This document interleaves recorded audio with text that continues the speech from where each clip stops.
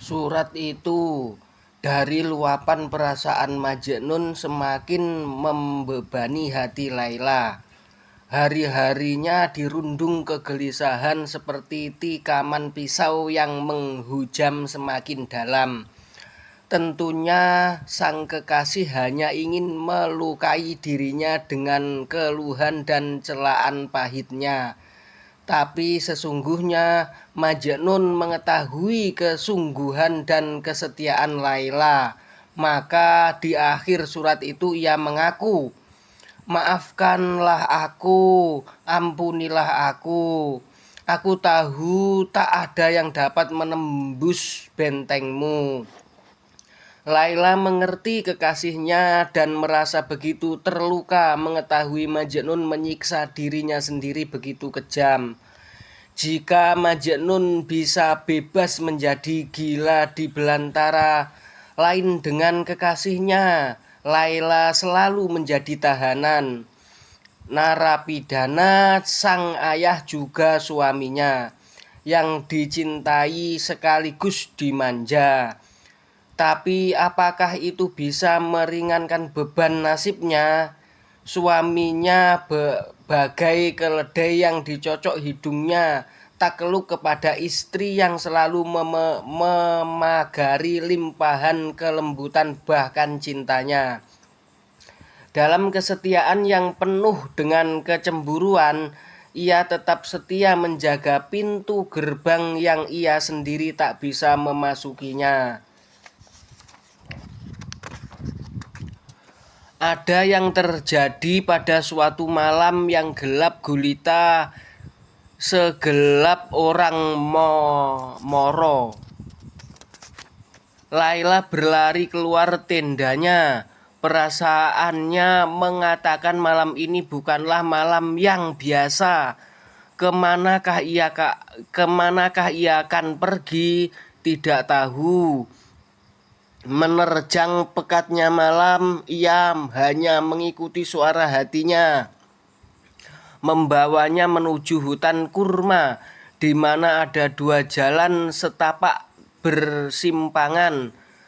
Tempat itu ia pertama kali bertemu dengan seorang penunggang kuda yang mengantarkan suratnya kepada Majnun. Di saat kau sangat menginginkannya, bisik suara itu akan mengantarkanmu pada yang kau damba. Siapa tahu di situ kau akan menjumpainya, menerima kata darinya, dan memang demikian adanya. Saat wanita muda itu sampai pada suatu persimpangan jalan, tiba-tiba ia menangkap sesosok bayangan tepat di depannya, seperti langkahnya sendiri. Langkah-langkah bayangan itu pun dibimbing oleh nyata cahaya hatinya sendiri. Laila segera tahu bahwa bayangan itu adalah sosok lelaki tua berkuda yang suatu hari pernah ia jumpai. Siapa dia sebenarnya? Khidir utusan Allah? Ia tak bertanya. Hatinya telah membisikkan bahwa ia akan menemui orang itu di sini. Ia pun tidak terkejut. Laila menyapanya tanpa keraguan. Kabar apakah yang kau bawa dari langit? Apakah ada yang akan kau sampaikan dari kekasihku? Kepada siapa ia mengadu? Apa yang ia katakan? Orang itu pun tak tampak terkejut oleh Laila atau kata-kata yang terucap. Ia menjawab dengan lembut, "Tanpamu dan cahayamu, rembulanku, kekasihmu bagaikan Yusuf yang terpuruk di lubang sumur. Jiwanya seluas samudera di malam hari, dihempas topan di bawah hamparan langit tanpa rembulan. Ia berjalan seperti bantara yang menjelajah pegunungan, dan dalam setiap langkahnya ia teriakkan nama Laila. Ia memanggil hanya Laila. Yang ia cari hanya Laila. Baik atau buruk, ia telah lupa dengan dirinya sendiri. Ia berjalan tanpa tujuan karena tujuannya hanya Laila. Mendengarnya, Laila menjadi seruling buluh yang memelodikan nyanyian cinta yang sirna. Matanya bersinar layaknya bunga narsih. Kini kuyup terguyur air mata. Lalu berkatalah ia, "Aku adalah api yang membakar hati kekasihku, mendatangkan nasib buruk kepadanya. Betapa asaku untuk bisa menemaninya dalam setiap kesengsaraannya. Penderitaan kami tidak sama. Aku bukan dia. Seperti Yusuf yang terperangkap di dalam sumur. Majnun bebas menelusuri gunung-gunung, sementara aku tak punya daya menyusulnya, mengikuti dalam setiap langkah kakinya. Aku tak bisa keluar dari lembah yang mengurungku, tetapi aku akan melihatnya." Kemudian Laila melepaskan beberapa perhiasan dari anting-antingnya. Ia menciumnya dan ia serahkan kepada orang tua itu seraya berkata, "Terimalah ini sebagai hadiah. Pergilah temui Majnun, jemputlah dia dan antarkan ia ke sini. Aturlah pertemuan rahasia kami di hutan ini. Aku hanya ingin melihat wajahnya di bawah sinar rembulan. Seperti apa kesetiaannya? Bagaimana lagi aku bisa tahu ia berkelana? Mungkin saja dia akan melantunkan puisinya untukku. 2 atau 3 saja yang belum pernah didengar seseorang pun. Dengan mendengarnya, mungkin simpul-simpul kusut dalam jiwaku akan terurai."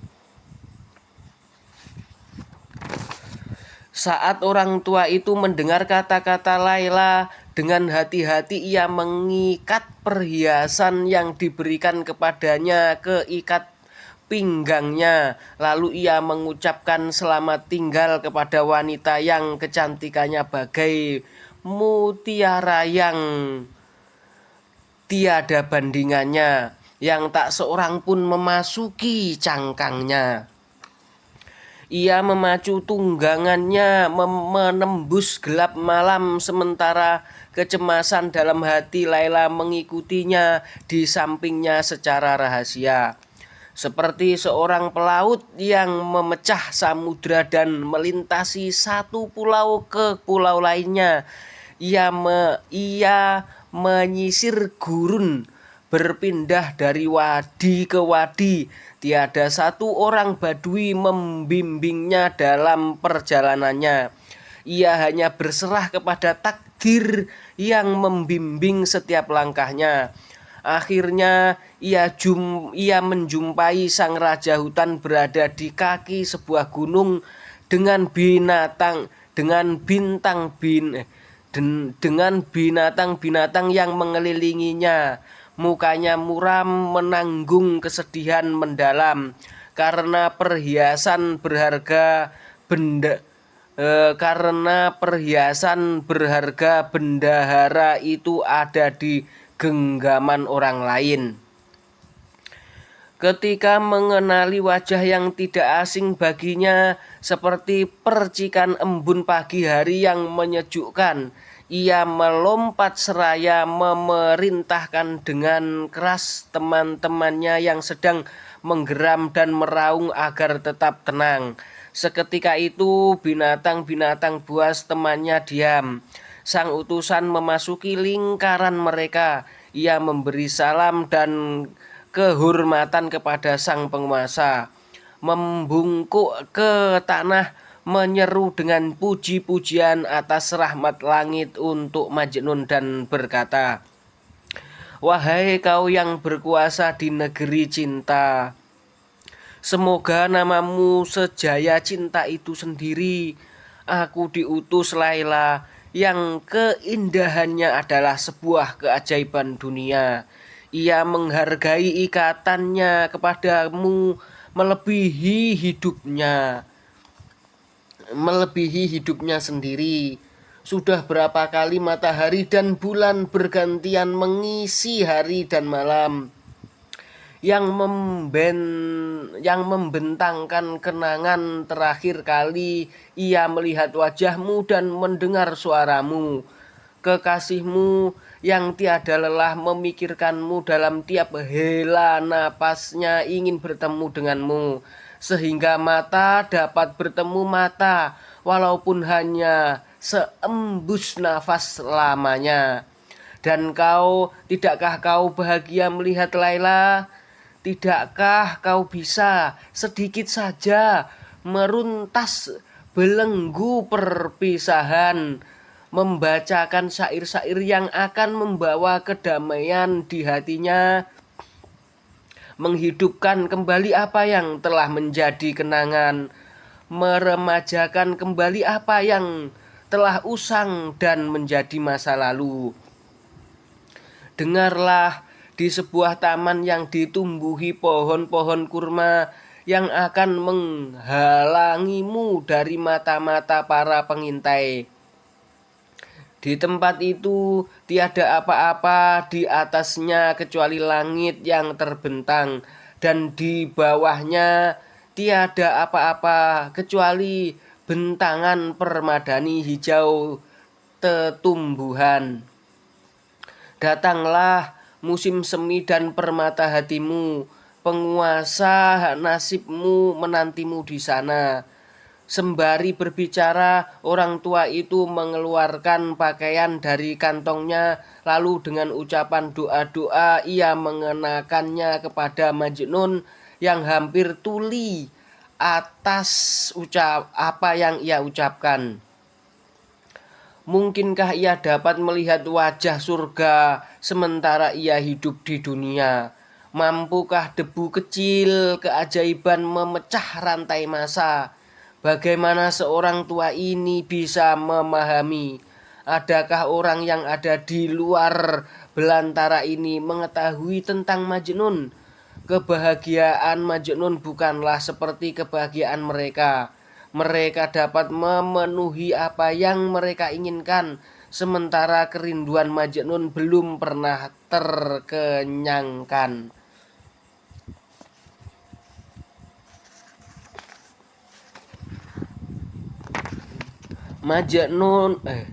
Namun apakah Majnun mengabaikan panggilan kekasihnya? Mampukah ia menolak tawaran itu? Ketika orang tua itu selesai mendandaninya dengan pantas untuk menuju kehidupan manusia, mereka pun berangkat. Perjalanan itu tak luput dari kawanan binatang yang setia menemani majikannya, yang tak akan membiarkan sang raja tersesat dalam perjalanan. Semakin jarak mendekat dan mereka kian merapat ke kediaman Laila, Majnun semakin bergetar dalam hasratnya yang merindu dendam. Hatinya sungguh tak karuan, kian tak sabar, seolah sungai yang memancarkan air kehidupan mengabarkan kepadanya isyarat langit. Angin seolah-olah ia menghembus aroma wangi kekasihnya dalam sekarat kering dahaganya, sementara sungai Efrat sedang surut airnya.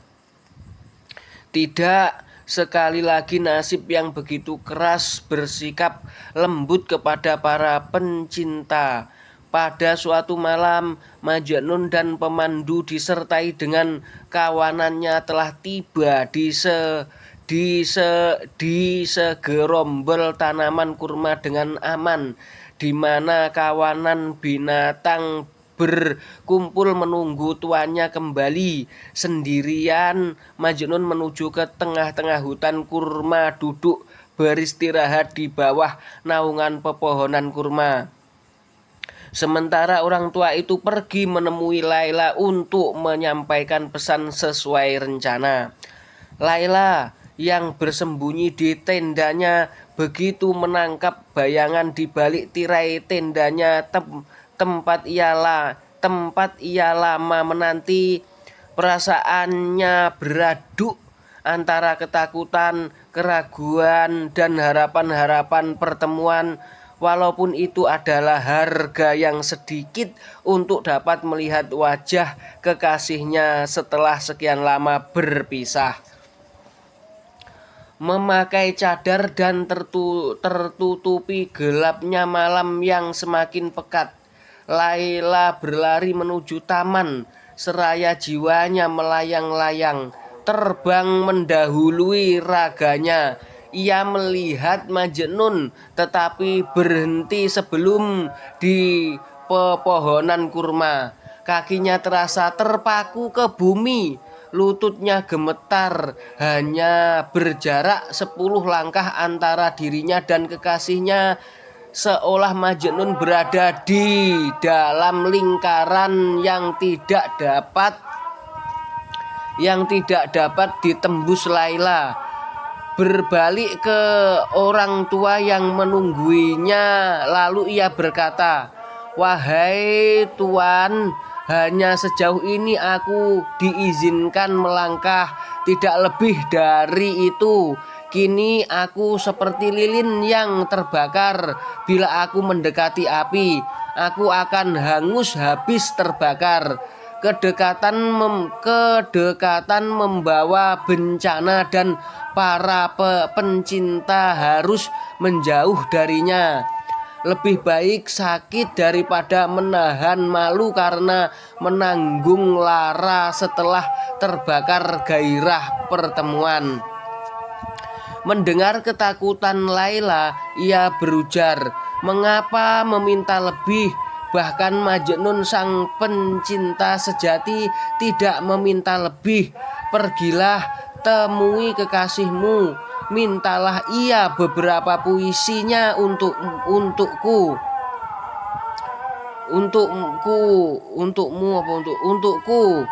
Biarkanlah ia berbicara, aku akan mendengarkannya. Biarkanlah ia bawakan cawan, dan aku akan meminum anggurnya." Lalu orang tua itu berlalu. Saat ia menangkap bayangan yang berada di bawah pohon kurma, ia melihat kepala Majnun terkulai. Ia jatuh pingsan. Terdorong oleh rasa kasihan, ia membawa Majnun ke pangkuannya, menyirami wajah pucatnya dengan air matanya. Saat tersadar, Majnun berdiri tegak, dan saat matanya menatap Laila, syair-syair yang diminta mulai mengalir dari bibirnya.